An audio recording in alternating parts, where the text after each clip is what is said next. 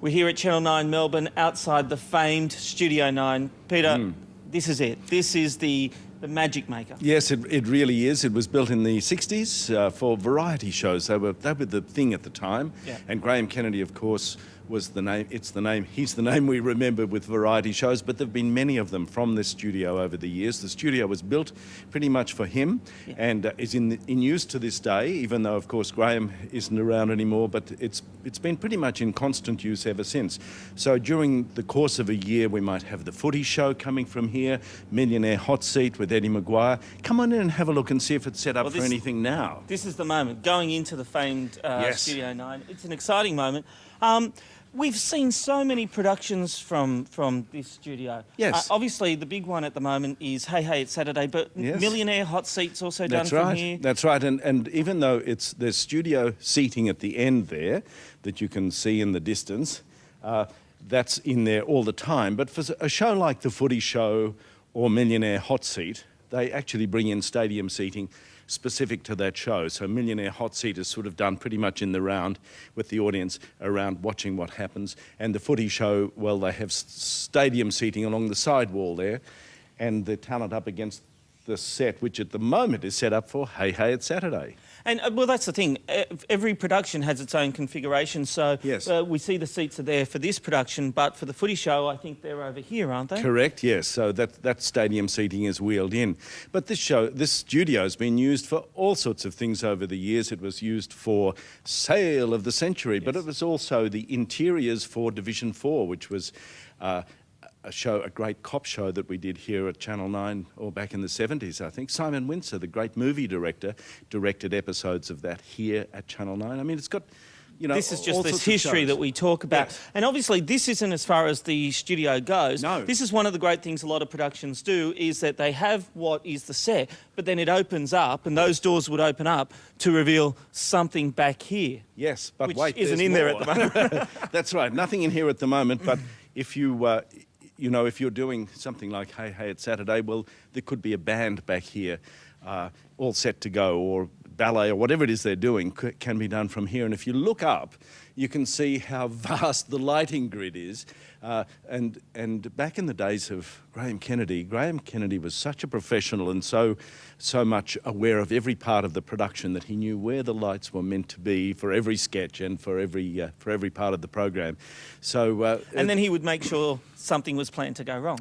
That's exactly right. Yes, in Graham's time, things were sometimes planned to go wrong, like when he came running out through the opening of the set, and the microphone cord got jammed in the set and he pulled it and the set fell down. That, of course, was rehearsed and meant to happen. But when he was sitting at a desk, a motorised desk, and it took off, that wasn't quite meant to go the way it did, because it nearly ended in disaster, because he was heading apparently for a crane camera or a microphone.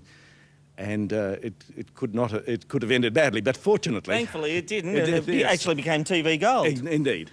Now, there's always more than one entrance to a studio as well. Right. And for this one, they have these large doors over here so that you can bring sets in from the other side. Which is how they do fast changeovers, I guess. Exactly right, yes. And so this is, we go out here to another staging bay that now has a nice little roof over it, because they got sick of the sets getting rained on. Well, you were telling me about this, and this was built for the program The Price is Right. The Price is Right, when they were inviting people to come on down. They'd set up a whole week's worth of episodes and sets and things over here, and then they were just wheeled in and out of the studio as they were required. But of course, it had to have a roof in case it rained. That would be obviously devastating if all the sets go... And out here where we are at the moment was where Melbourne viewers and people in the southern states will have probably seen Shane Crawford running down at the end of his fundraising marathon from Adelaide to Melbourne. He ran down Jago Street, which is out on the other side of those gates, ran in through here for his return to Melbourne for the Footy Show, and there was a huge reception, and there were people lining the route of the run. and you know, he arrived in a very, it was very emotional.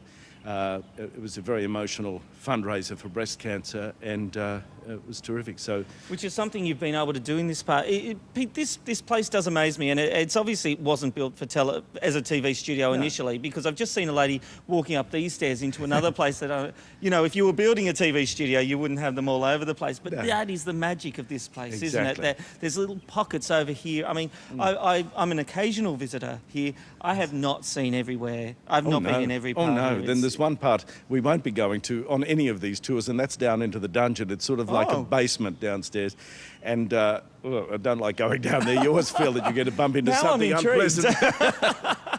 Well, look, we'll see if we can convince Pete to take us down there. No. But thank you once again. Thanks, Rob. I've got the handshake right. Thank you. Keep a lookout at facebook.com/9 News. Post your comments and your questions there. Any other videos you'd like us to make, and we'll try to do so. Thank you once again. Good on you, Rob. Thanks. Fun, insightful interviews from a washed-up producer with nothing to lose. McKnight tonight, McKnight tonight, McKnight tonight. It's good night from McKnight.